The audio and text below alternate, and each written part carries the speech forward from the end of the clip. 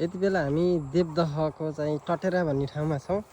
हामी अब यहाँका यो भैँसी चराउँदै गरेका हाम्रो कृषक दाजुभाइहरूसँग गफ गर्ने भएर यहाँ आज हामी यो भैँसी चराइरहेको ठाउँमा आइरहेका छौँ।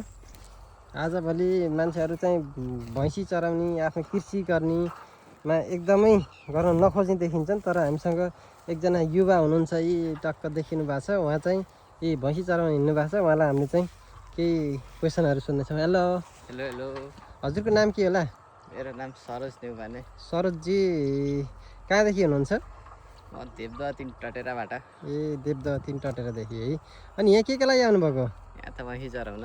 ए कतिवटा भैँसी छन् तपाईँको? छैनन्, जम्मा 2टा हो। ए जम्मा 2वटा मात्र छन् है। त्यसपछि घरै भैँसी पाल्ने, दुध दुनी, मही बनाउने गर्मीमा च्याट्टा खाने। अनि के हुन्छ यहाँको दुध बिक्री हुन्छ कि हुँदैन?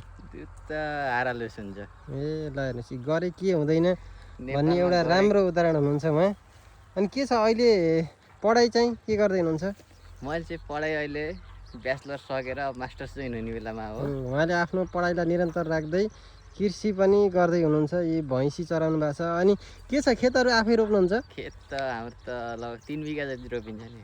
ए यी उहाँहरूले विदेश नभएर यी आफ्नै देशमै गरे नेपालमै छ। सुन फलाउनु पर्छ भन्ने गरे नेपालमै मानसिकता राखेर यी आफै कृषि गर्नुभएको छ, अध्ययनलाई निरन्तर गर्नुभएको छ।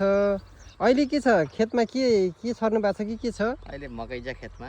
अहिले मकै छ। अब यस पछाडि के खेत होला है? यस पछाडि अब धान रोप्ने, हजुर, तिल छर्ने, कतै कतै मास लगाउने, कतै के गर्ने, त्यस्तै तरकारी लगाउने। ल हेर्नुहोस्, यहाँ भैँसीहरू देख्न सक्नुहुन्छ। टन्न भैँसी चरिरहेछन्। यो ठाउँमा हामीले खानेकुरा सबै लोकल पाइन्छ। यस्तो रमाइलो ठाउँ छ, यता एकदमै हरियाली छ। अब चाहिँ ल सरोजजी, तपाईँको टाइमको लागि धेरै धेरै धन्यवाद। धन्यवाद।